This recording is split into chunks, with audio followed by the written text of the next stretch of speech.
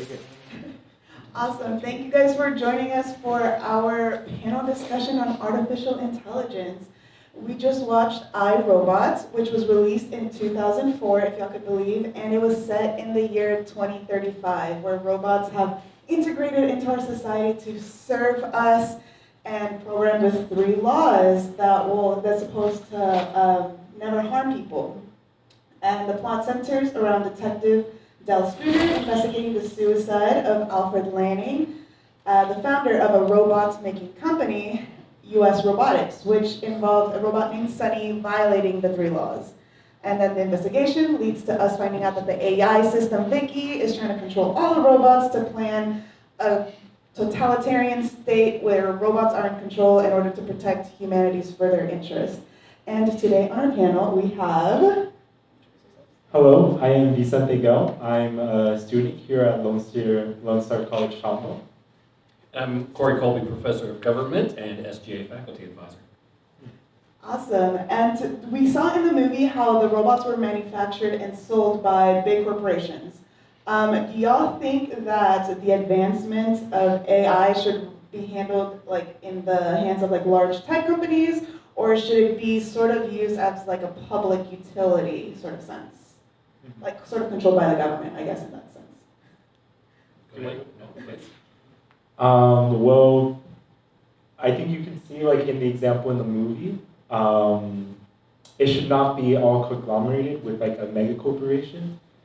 But of course, that's like the most efficient way to make innovations when you're able to gather up like all those resources and funnel like all your research into like 1 or 2 companies. And that's kind of what we're seeing today with like the big tech of Google, Amazon, and those such conglomerates. I think so. There's a lot to that question, right? As a professor of government, I think all the time about like, okay, so there's a lot to the government regulations within the show. Early on they defined, murder is the killing of one person by another person, and so the killing of a person by a robot is that an industrial accident, right? As it's a machine, or and so then we have to get into, well, what is consciousness, right? And then where do we come in with free will? And these are all questions that, of course, in ethics course we teach you, but we as a society have to agree on that in order to make laws that would regulate that. We also have to, this is not that far off. This movie is 20 years ago. There was a movie right before that in 2001 called AI, Artificial Intelligence, which kind of flipped the script a little bit and made you look at it from the AI perspective about consciousness and relationships. But the idea is corporations in a free market have a lot of ability to regulate themselves as content experts, field experts, scientists, so on. But they note in the movie too, right, that all the military contracts were part of US robotics. And so we have a situation of the tail wagging the dog, right? The industry is actually so ubiquitous, to use the 25-cent word there, that actually they're kind of creating their own regulations. They're coming in with teams of lawyers and things like that make it hard for government to govern. Mm-hmm. Oh no, I agree. It's sorry, you made a lot of good points there. Yeah, big companies like that, they can lobby and like kind of introduce and like really push their own regulations that make it really difficult for government oversight to kind of keep public interest. And you may actually plan on getting into this, but even as recently as this past week, there was commentary from places like Google and Amazon who have the ability to do facial recognition technology and things like that, but who have held back on it because of the fears of how governments might use it as a tool. And so we really already are at a state of where the corporations have the ability to do a lot of things. And right now, because of their own ethical norms and standards, they have not released that into free markets with the dangers of affecting elections and things like that. But it only is a matter of time before somebody says, that the profit is enough to outweigh the potential ethical issues and release it into a free market. All right, with that in mind, do y'all think there are any current benefits of the application of AI, even if it's sort of unregulated as of now? But as we're trying Unregulated. Sort of unregulated. Very unregulated. Do y'all see any benefits that, I guess, with some regulations that could be applied for that? That's a good question. I just need a moment to think about it. Right. Yeah, so I guess my original question is supposed to be, I was trying to kind of mix it all together. What do y'all see as the current benefits of AI being used as of this moment, now that it's still unregulated? But what type of regulations would you like to see also? Okay. Yeah, go ahead and summarize that up for us. Okay.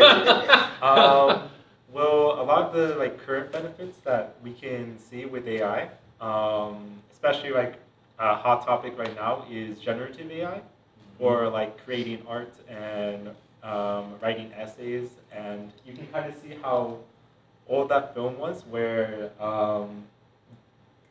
Detective Spooner was saying can a robot make art, and we can see this day we can. Yes. In a way, yeah. Right, but we are having those conversations about under copyright and trademark, right?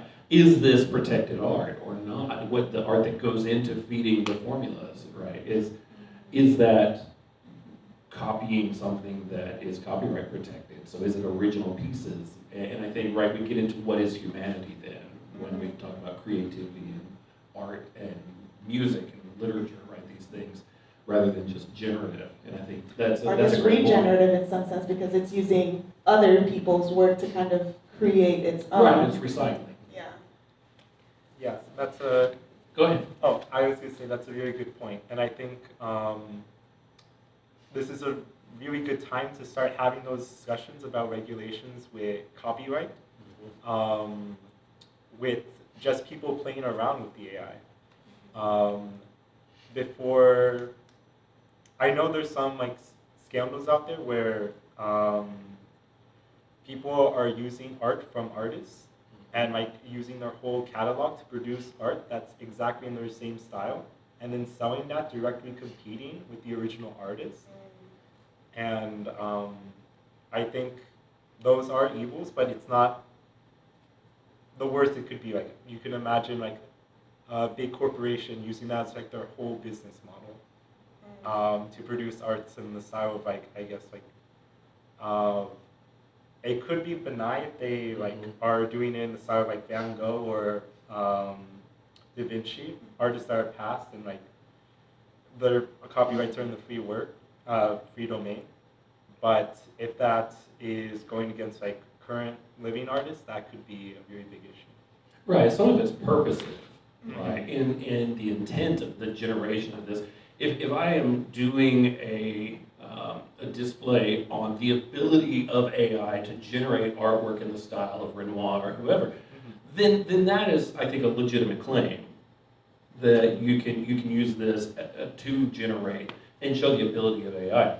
I do think that I did on purpose this compare and contrast. I put into ChatGPT on my phone while I'm sitting back there. Contrast in the form of a 500-word college essay for an ethics class, the questions between AI and the iRobot movies of the early 2000s, whatever. Just because I wanted to make the point of it's here already, right? We already, and it was a reasonably good essay. It made, of course, when I said a college ethics course, well, let's go scan that material and look to see, what standard, what level of writing. And to take that ability, at what point do we cross generative into reasoning? And one of the questions they have in there that you may be about to pose is, the idea of robots making robots, right? At the point where AI starts to generate its own consciousness and reasoning, right, applying an evolution of thought, or whatever we want to call it, right? it may not be thought as we think of it, but what is the regulation on that? Is where do we put the bumpers on saying, okay, they can only go to this point, and if we're no longer supervising the production, then where is the regulation going to happen on the generation of beings that are more capable than we had imagined? Yeah, because in the movie we saw a lot of the robots were doing a lot of like service jobs, like delivery, walking dogs. Right, the very first one we see is FedEx. Yeah, exactly. So with robots being showcased in duties like that, where it's sort of like autonomous or monotonous sort of job skills, I guess you could say, how do y'all see sort of like the job market being affected by AI sort of taking over those like monotonous, autonomous sort of tasks or skills roles? I see the job market looking a lot more towards higher education in that sense. I think, though, that how it was presented in the movie is kind of unrealistic. I think it's a lot of resources and time to build like those metal bodies and structures. That's getting into more of like mechanics of machines, and so they could. I'm sorry, I just need a moment to process my. No, that's totally fine. We can move on to Cory. Well, I think you get into. I think one of the things that you end up dealing with is the movie. This particular movie doesn't deal with economic disparities, right? It appears that all of these jobs, these manual redundant jobs, have just been taken away, but everybody's still fine, right? There's an assumption that society has just maintained some level of economic equity. And certainly not. If you removed all of the, I think the jobs you see in there is right, FedEx delivery, garbage pickup, cleaning houses, cooking meals. And these things are things that right now, of course, you could assume like stocking grocery shelves and so on. You're talking about jobs that right now a chunk of society rely on for income that would no longer be available. And of course, there would be new jobs available in the workforce that would be with programming and so on. But you would have an incredible amount of economic disparity that would arise as these jobs were eliminated. And you would have to have some kind of way to deal with unemployment issues and these other things. And we have to, you have to look at automation has taken apart a big chunk of the American manufacturing economy already. And President Trump's campaign largely in 2016, played into this idea of the loss of American jobs, right? The American workforce who feels like they've lost their dignity to whether exporting jobs, but the reality is that most manufacturing jobs have been absorbed by AI and robots. And those are things that those jobs aren't going to be recovered by making it more tax incentive friendly to bring jobs here to the States. Robots have replaced those positions, so they're not going to return. Yes, I'm sorry, I just went, that's a very good point.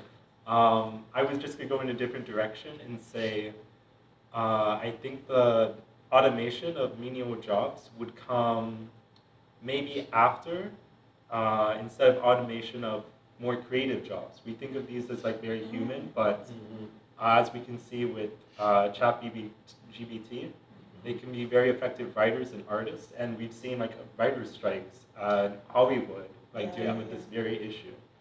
Right, using their image and things like that as well in repeat episodes or future episodes. Yes. You know what I think is interesting, and you may pick this up, is that in almost all of these scenarios, they either directly or indirectly refer to a time of catastrophic collapse of the environment, where not just economically, but you look where they were storing the robots, right, in the bottom of Lake Michigan. Which, Lake Michigan was a drought. It right, just dried up. Right, and so here's this remainder of this bridge. So obviously Lake Michigan's gone. If you go to AI, artificial intelligence, right, in 2001, they're talking about environmental changes wiped out New York City and all the coastal major cities. there's always an assumption of, all right, this is something that happened post-apocalypse, or maybe tied to an apocalypse. Marvelous, beautiful discussion. Do we have any questions from the audience that they would like to hear answered? Notice we didn't say anything about what we thought the regulation should be. What about AI used in warfare? AI use in warfare. Should we have? How should that look like? I guess. Do you think it's Two people's opinion on AI and warfare. Go ahead. I'm interested in a younger generation opinion. Okay. I definitely think AI should stay as far away from weapons of mass destruction and weapons of war as possible. But I know that's not the direction it's going to go. I think last discussion we had here, one of the panelists brought up that the U.S. Army, Air Force, I believe, was training a drone manned by an AI to abort a target, and instead it came back and it tried to attack the person that gave the order because it thought that it was not fulfilling its objective. That was its utility function, what it was designed to do. And so it sees the person giving the order as an obstacle. And I think that's a very easy rabbit hole you can get into with AI. And I think this movie reflects that too, because Exactly. the robots are giving 3 laws that they're supposed to follow, like in perpetuity, but... Well, and I mean, you can follow the logic there of, humanity is its own threat. And so their goal then becomes, who is wrong here? If they are following the rules and we are an endangered species, then their job is to protect the endangered species, to prevent us from our own bad actions. Okay, so the question is AI in warfare, and of course I went to drones as well, which is the closest thing we've got right now. But I think that we touch on this a little bit, which is the ability of AI to score and do a risk assessment, right? To look at potential targets, to look at casualty amounts, and to do kind of a mathematical calculation on the value of targets and the likelihood of success. And I think you would lose, of course, that objectivity of humanity of going, okay, what is the ethical thing to do when it becomes an entire calculation without emotion, without sensitivity to life and things like that. It is entirely a ROI question then about what is the value of the objective versus the risk. And I think that is where we get into a dangerous spot in making decisions on military targets without somebody who's willing to raise their hand and go, maybe this is wrong. That's a very good point. It's like, how would you even begin to try to get an AI to understand the importance of historical sites or civilian lives? Well, one final question that I think would be really nice to ask is, how can we ensure AI promotes equity within our world, I guess? So you're going to have to promote equity. On the one side, they're totally rational beings. But what we also find is that, so look at facial recognition software as an example. What we find is that the bias of the creator always finds itself into the programming, always. And so when we do facial recognition and things like that, people of color are more likely to be mistaken for other people of color because the system picked up the biases of the creators. And so I don't know that we're actually going to create a much more equitable society using AI because the biases of whoever is funding the research and development are going to be implemented into the coding and the abilities. And then also you're going to end up, AI is actually probably more going to consolidate wealth into the smaller to the extremely wealthy, because they're going to have the resources for production and distribution and things like that. Whereas, those who have lost their jobs, unless we establish some kind of universal basic income with a redistributive tax rate and things like that, are going to be really hard pressed. So. Lovely. No, those are all really good points, and you can kind of see that example in the movie as the detective, the first chance he got when he saw the CEO of the big tech conglomerate was to insult him right to his face and tell him, like, you're just spitting on the little man. But yeah, no, I agree with you completely. I really don't see it. Like, as it is right now, I don't see how we could promote equity in the world. I think my best bet would be if AI technology somehow became more makerspace and was That's more a open great source, idea. Yeah, that's a great idea. Mm-hmm.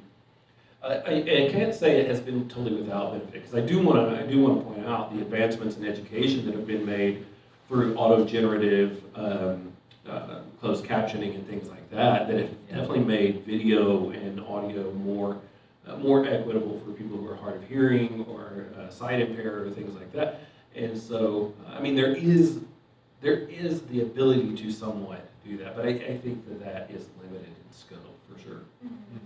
Well, thank you. I very much appreciate it. Do you have any final thoughts that you would like to share about AI or robots in general? I had a conversation earlier today about my own hesitations on that, right? Data is valuable, and if anybody's offering you free AI robots, right, and you are the product then, right? If it's free, you're the product. And so I've seen actually some of these kind of little security robots they're starting to have now where they like map your house and they pay attention to all the entryways. They've got their own little video cameras. I'm like, that's a little too creepy for me. That's, that is documentation of my living space and my daily interactions. And Alexa's already there listening to me, so I don't really need one that can move around anymore to track that. So, I think, again, somebody has to set the rules, but somebody has to be bound by other rules of ethics and morals and social norms. And right now, that's not there. No state or federal or international governing bodies have created norms to adequately control the data collection and generation of AI. Yes, those are very good points. Thank you. You're just like hitting it out of the park. But I had to think about it a lot before I came in here. Yeah, and I just was invited on stage right now. Which actually proves your ability is better than mine, probably. So. It's respect goes both ways. But yeah, I would say to that point where you mentioned data collection and mapping, I think a lot of smart homes are already guilty of that. Like, you have Roombas that map out like the entire floor plan, and as you said, Alexas that are listening all the time to hear when you're going to give it a voice command, and all that data is still going to big tech companies that are pushing a lot of innovation in AI. So definitely the place most in need of government regulations in the future, I would say, going forward. That's definitely the most important, I think, takeaway from these AI sessions. Yeah, I'm waiting for a movie to come out of deepfakes, the effect of deepfakes on a political election, because we're there, right? We're there where you can take somebody else's face and voice and reproduce it believably. And so looking for that to be generated, not necessarily by political parties within our society, that will come for sure, but independent actors and foreign nations who are trying to destabilize. Yes, I was just going to say one last point. It's really interesting you mentioned that, because earlier we had a screening of the movie Trustworthy, and they had a little segment talking about cheap fakes, which were basically cheaply done like deep fakes, where, like, for example, they would take a video of a politician speaking and like slow it down and try to slur the speech so it makes it appear like they're drunk. Right. Yeah. But I mean, you can even use like a face swap app now, which is pretty good, considering that's it's a true. free app. For free for anyone to use, very much so. Well, thank you guys so much for joining me on this panel on AI discussion. Tomball is a lot of AI stuff coming up, so be on the lookout for that. I really appreciate your time. Yeah, thanks for having us up here, and thanks for your work in exploring innovation and alternative realities and things like that. It's a pleasure to be here. Thank you. Yes, thank you. Bye.